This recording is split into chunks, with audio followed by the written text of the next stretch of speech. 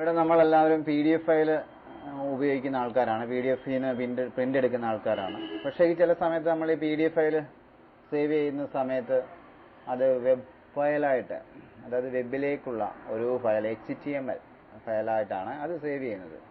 അത് ഇപ്പോൾ ഞാനൊരു ഡോക്യുമെന്റ്സ് എന്ന് പറഞ്ഞിട്ട് ഒരെണ്ണം സേവ് ചെയ്യാൻ ശ്രമിക്കുകയാണ്. പക്ഷെ അത് സേവ് ചെയ്യുന്നത് ഗൂഗിൾ ക്രോമിന്റെ അടയാളം കണ്ടോ? ഗൂഗിൾ ക്രോം എല്ലാവരും അറിയാം, നമ്മുടെ ബ്രൗസ് ചെയ്യാൻ ഉപയോഗിക്കുന്ന ഗൂഗിൾ ക്രോം. അപ്പോൾ അതിന്റെ ആ ഗൂഗിൾ ക്രോമിന്റെ സിമ്പലിലായിരിക്കും അത് സേവ് ആയിട്ട് വരുന്നത്. ഇപ്പം ഞാനത് സേവ് ചെയ്ത് കാണിക്കാം. ഡോക്യുമെന്റ് എന്നുള്ളത് അത് സേവ് ചെയ്യുകയാണ്. ഡോക്യുമെന്റ് സേവ് ചെയ്ത് കഴിയുമ്പോൾ അത് ഗൂഗിൾ ക്രോമിന്റെ ആ സിമ്പലിൽ തന്നെ അത് സേവ് ആവും.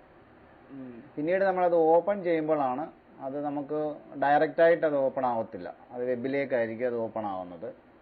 അതിപ്പോൾ കാണിച്ചു തരാം. അത് സേവ് ചെയ്തു.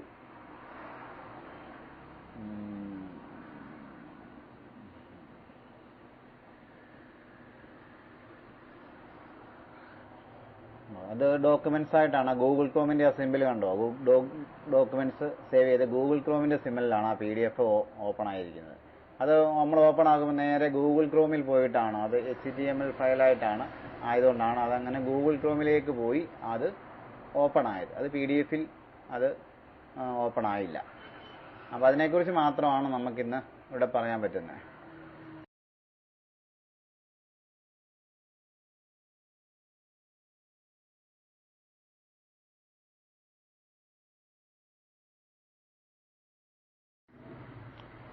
ഇത് നമുക്ക് വളരെ സിമ്പിളായിട്ട് PDF ഓപ്പൺ ചെയ്യാം.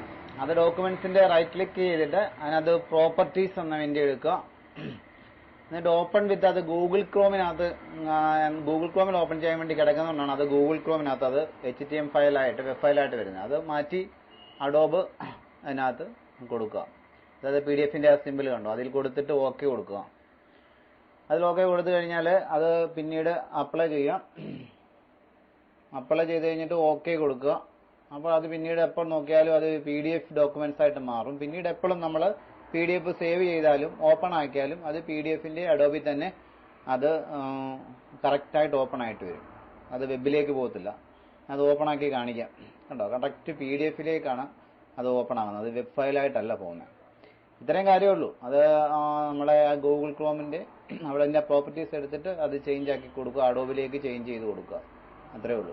ഓക്കെ.